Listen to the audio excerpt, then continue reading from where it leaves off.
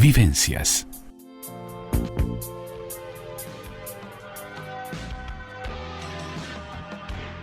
Vivencias. Entrevista. Ya tenemos en línea al señor Julio Martínez Paulo de la Asociación de Descendientes de la Nación Charrúa. La Asociación de Descendientes de la Nación Charrúa es una asociación civil sin fines de lucro fundada el 19 de agosto de 1989 en la ciudad de Trinidad, departamento de Flores. Su misión es el rescate, es la conservación, la difusión de la temática indígena en nuestro país y realizar un aporte de construcción de identidad nacional a través de la reivindicación de sus ancestros. Dentro de los objetivos de ANDECH se encuentra recopilar, custodiar, sistematizar la memoria histórica de la nación charrúa, también propiciar la investigación científica de nuestro pasado histórico y prehistórico y el relevamiento de datos para la población aborigen de nuestro país. También nuclear a descendientes de charrúas y otras naciones con el fin de aunar esfuerzos en la búsqueda de nuestro pasado indígena y la visibilización de nuestros pueblos originarios. Para conversar sobre estos temas estamos en comunicación con el señor Julio Martínez Paulo, miembro de ANDECH, Asociación de Descendientes de la Nación Charrúa. Muy bienvenido, Martínez Paulo, un gusto tenerlo con nosotros. Pero Andrea, prácticamente uno se siente como de la familia por estar siempre atento a la radio, ¿no? Bueno, Pero muchas un gracias. Agradecimiento muy grande y un saludo, si me permitís, Sí. a todo el país, a todos los integrantes orientales y los que están fuera del mismo, ¿verdad? Y muchas gracias por la oportunidad de tocar la temática. Por favor, un placer recibirlo y estamos a 30 años de la creación de ANDECH. ¿Cómo surge, si es tan amable? Mira, te lo voy a ir resumiendo, ¿verdad? Porque hay mucho para hablar. Salido de la época de la dictadura, sí, la gente se tomaba de las cosas que, digamos, que las unían. Y allá en Flores empezó la gente con autoridades, con antropólogos, a hacer una investigación, porque muchos se decía que tenían familiares indios. Acordate que partíamos de una época sí, de más de 100 años que no existían. claro. O sea, acá no hay indios. Y entonces se empezó a documentar, sí, con actas de nacimiento, de defunción, donde aparecían los nombres sí. y las historias de esa familia, y entonces ahí se nuclea la institución ADENS, con estas personas que sí se reconocían con descendencia india.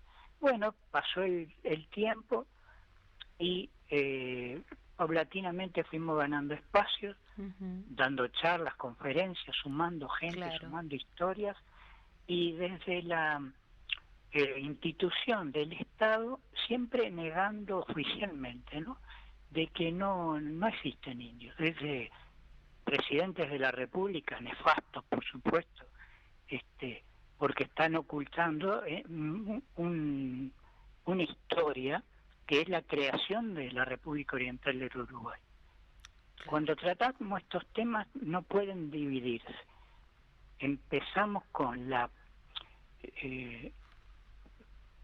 llegada del ser humano a nuestro territorio, a nuestro continente, de darte cuenta que datan la ubicación de los primeros habitantes 30.000 años atrás en el tiempo, en la zona de Colonia. Claro. Tenés en la zona de Salto Grande, de la excavación que se hizo por la UNESCO, 11.000 años. Después tenés en la zona de Tacuarembó, Cerritos de Indios, 8.000 años. Y vamos bajando a la zona de Rocha, pasando por todos esos departamentos, hasta de 2.500 a 500 años de familias indias. Claro. Ahora bien, como esto siguió avanzando, uno de las digamos, alcance que tenía la institución era repatriar los restos de Guaymaca, Perú. Ahí está. ¿Quién fue Guaymaca, Perú? Porque el 17 de julio de 2002 llegaron los restos desde Francia, de Sí, Guaymaca, Perú, y fueron inhumados en el Panteón Nacional con honores de jefe de Estado, un sí, reconocimiento a la nación charrúa, ¿no? sí, sí, ese fue importante. Que luchó tanto Guaymaca, Perú junto con Artigas. Sí, o sea, no fue el único jefe, ¿no? Porque fíjate tú que en lo personal, ¿no? Yo llevo Sí, rescatado más o menos unos 140 nombres de charrúas que participaron desde la primera llegada del hombre español hasta claro. esta época de fines del 1900. Ujú. Hay mucho para hablar del tema. Entonces, ¿qué sucede? Eh, Nos llevó 13 años, fíjate tú, Sí. 13 años y 3 proyectos de ley para poder traer los restos que los negaban, decían que Ujú. no existían. Y desde Presidencia de la República hacia abajo, poniendo peros a esta algo que no se podía negar, que sí existían los restos de Guaymac. Ahora bien, vuelvo a lo de la fundación del país. Hay un ocultamiento de esto, desde presidencias para abajo, porque el país comenzó 1828 su independencia, pero el 30 asume Rivera y en el año 31 se ejecuta el proyecto que tenía junto con estancieros ingleses y brasileros, el exterminio, que es lo que ellos decían, de exterminar a la nación charrúa, que era los que estaban ubicados en las tierras del norte. Ahora bien, ese no fue lo único, porque para ver que no es algo descolgado que a uno se le puede ocurrir, es algo que se ocultó. A los pocos años se inicia el ataque contra Paysandú, que fusila a Leandro Gómez y todos los oficiales, pero no fue casualidad. Ahí detrás estaban el Imperio francés, los brasileros, parte de Argentina, digamos, de acuerdo a este tipo de actitud. Claro. ¿Y qué pasa? El segundo genocidio cometido contra Paraguay, donde estaba el general Flores con tropas de Uruguay. Y detrás de esto, ¿quién? Otros imperios también. Los ingleses agazapados, los franceses, Brasil, por supuesto, y Argentina, claro. Claro, claro. Entonces, ¿qué sucede? Contra todo esto tuvimos que Que luchar. luchar, claro. Y esto que yo te estoy contando no lo podíamos decir porque hasta recién lo empezamos a hablar cuando llegó Guaymaca y En ahí no pude, 2002. exacto, y ahí no se pudo negar la presencia de lo que nosotros decíamos y comprobábamos, que existía la nación charrúa, como así, porque eso también lo Sí. comprobamos, descendientes de Chaná, de Minuanes, de Guenoa, de Arachanes, en fin, de otras naciones que están en el territorio también.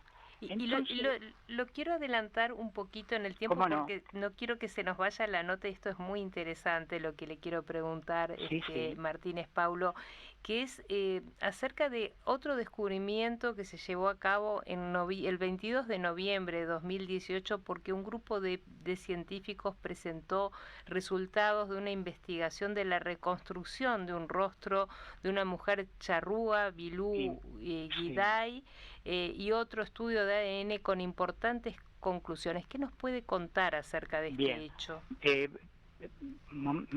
Primero esto, la razón de que hay todavía público que ignore esto que estamos charlando Ujú. es porque los medios masivos de comunicación, o sea, los televisivos y las grandes radios, esto no lo tocan, no lo hablan. Hay razones. Y esto que tú me decías, fíjate que fue el, el Departamento de Antropología Biológica en la Facultad de Humanidades, Sí. llegó por invitación, y además este muchacho se ofreció, un brasilero, que es Gonzalo Figueiro, Ujú. biantropólogo, que hace este tipo de técnica de reconstrucción facial que se hizo con una técnica de fotogrametría y después se hizo con la digitalización de 3D. Claro. Y se reconstruye el cuerpo de esta señora, porque estaba su cuerpo entero. Hay otro más también, pero se hizo trabajo sobre este.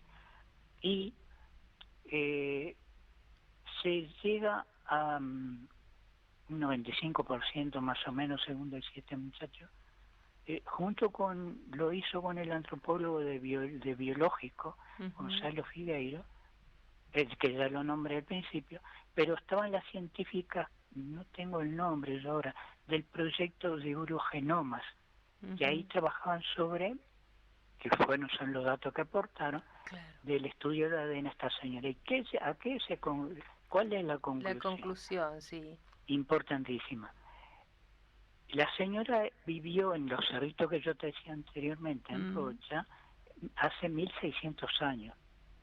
Pero el ADN de ella, con el ADN de Huaymaca, son familiares. Y entonces comprobamos que la nación charrúa tiene 5000 años de antigüedad. Pero este es el dato científico más antiguo que tenemos, que 1600 años, a través del ADN, que hay 1.200.000 personas que tenemos este ADN. Claro, qué importante esto. Y a partir de todo esto que se descubrió, llegaron y de todo este trabajo que han hecho, a una ley que se declaró el 11 de abril, el Día de la Nación Charrúa y de la Identidad Indígena. ¿Qué importancia tiene ese día? Esto fue anterior. Sí. Esto fue anterior al descubrimiento, mejor dicho, a la reconstrucción. A la reconstrucción. Vamos a no tratarla a la señora como algo arqueológico. Claro. Al saber que son familiares nuestras, el nombre charrúa de ella, esta es la parte importante, es Bilú Vidaí, que quiere decir hermosa luna, palabras charrúas. ¿Esto por qué? Porque el científico le es difícil, por lo menos con lo que yo leí, darle nombre, porque hay un montón de peros, ¿no? Pero para nosotros que es parte de la familia, no podemos ignorar y tratar como, es como lo mismo que acá le ignoráramos el nombre y lo tratáramos como un resto arqueológico. Eso no pasa por nuestra forma de sentir. Entonces la señora se llama Bilú Vidaí, hermosa luna, y que tiene que ver que él, la abuela, según lo presentó este muchacho, el técnico brasileño, les presenta a la abuela de todos los uruguayos, que está bueno, ¿no? Claro. Porque nos integra, eso es la parte importante. Sí. Lo que tú decías de la ley que del 11 de abril, esto fue muy discutido en el Parlamento porque había mucha contra, pero se optó por poner el Día de la Nación Charrúa y de la Identidad Indígena, que para nosotros era distinto la titulación, pero bueno, se llegó a este acuerdo. Claro. Fue un proyecto presentado junto con otros grupos que existen en el país. Al día de hoy existen 21 grupos que trabajan esta temática en todo el país. Claro. Y hay mucho más porque hay gente científica, eso que no está en grupos, pero está trabajando en el tema. Estoy, Martínez Paulo, en los últimos minutos de la nota y no me gustaría terminarla sin preguntar porque se acerca el Día del Patrimonio. ¿Qué actividades tienen prevista para ese día? Sí, desde hace años tenemos dos lugares, ¿no? Una es estar en el Panteón Nacional, que es donde está los restos de Huaymaca, y ahí entregamos material a la gente y hablamos de la temática. Y el otro es en un monumento donde están los charrúas. Está Huaymaca, Tacuabé, Senaque y Guyunusa. En el Prado. Exacto, en el Prado. Y generalmente estamos los 2 días, ¿no? Claro.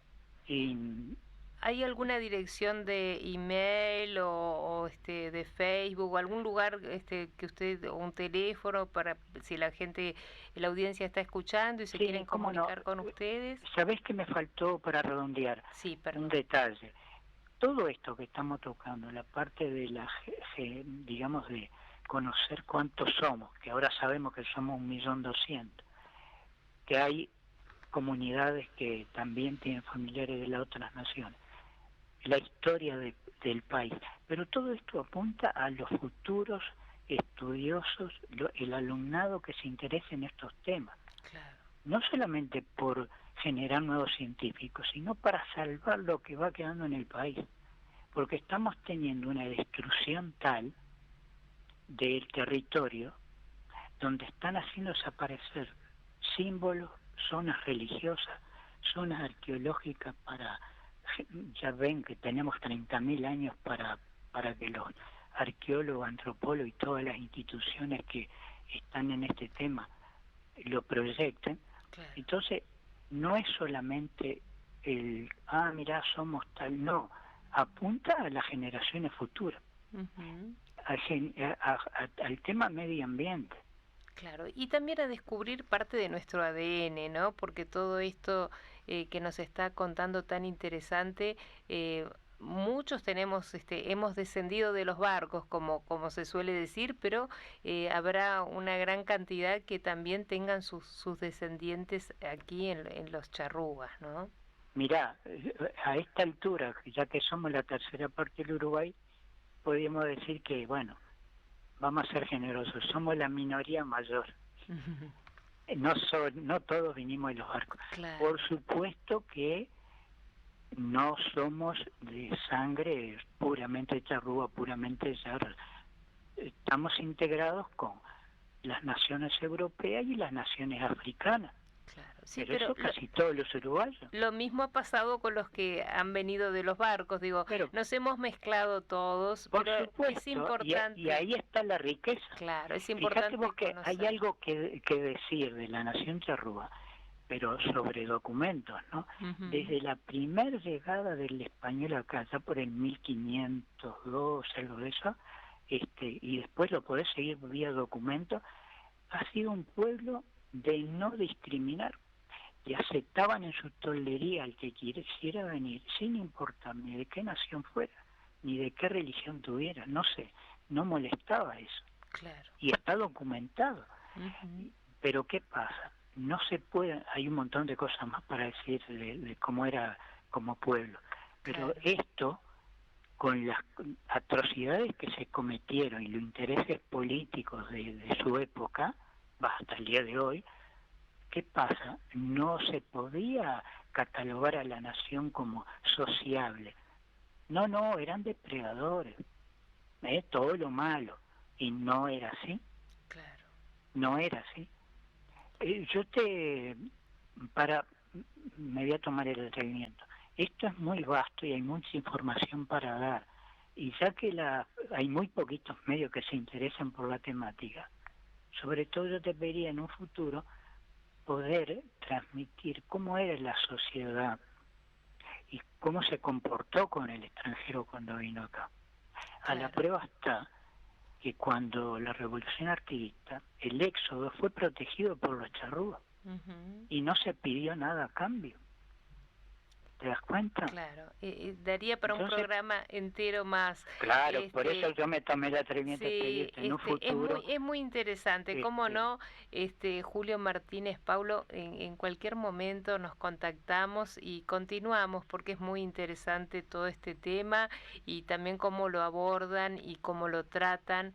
Le agradecemos su presencia en el programa y estamos en contacto en cualquier momento. Muchísimas gracias. Muy agradecido, que estés muy bien. Muchas gracias. Agradecemos a Julio Martínez Paulo por esta entrevista de la Asociación de Descendientes de la Nación Charrúa. Vivencias.